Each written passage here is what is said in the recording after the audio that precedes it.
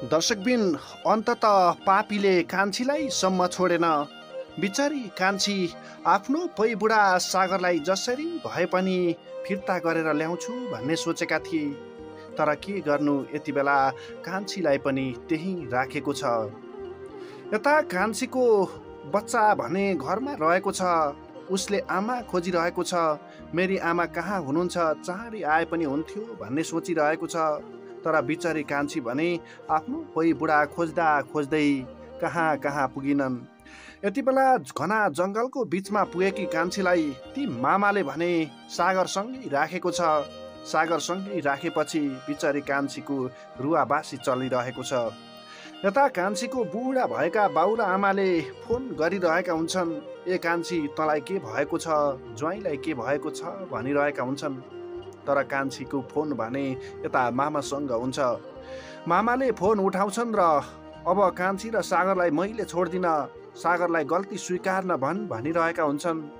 तर सागरले र कान्छीले भने त्यो गल्ती स्वीकार्न सक्दैनन्, किनभने गल्ती उनीहरूले गरेकै हुँदैनन्।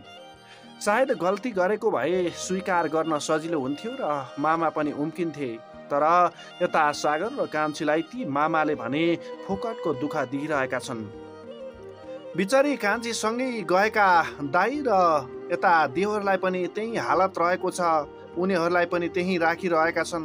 अन्तत ती मामा भनौँदा भने निकै शक्तिशाली रहेछन्। हुन त ती मामाले अनेक जाल गरेर धेरै मान्छेहरूलाई दुःख दिइसकेका छन्। सायद उनी बेलैमा सुध्रिएको भए सबैको भलो हुने थियो। तर आफू पनि सुध्रेनन् र अरूलाई पनि दुःख दिने काम गरिरहेका छन्। अन्तत यति बेला कान्छी र सागरलाई एकै ठाउँमा बाँधिएर राखेका छन्। बिचारी कान्छी घरिघरि रोइरहेकी हुन्छन्। आफ्नो पैबुढाले कति भयो खाना नखाएको भनेर चिन्ता गरिरहेको बेलामा यता सागरसँगै कान्छी पनि भइरहँदा सागर झनै निराश भएका छन्।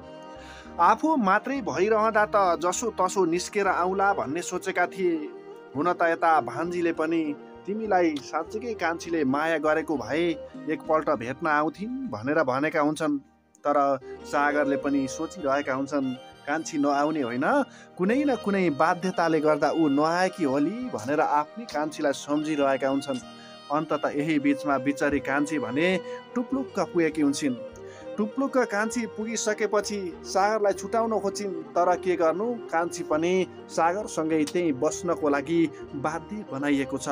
अन्तत दर्शकबिन तपाईँ भने ती मामालाई के भन्नुहुन्छ, मनमा लागेको विचार कमेन्ट गरी तलको कमेन्ट बक्समा व्यक्त गर्न भने नछुटाउनुहोला।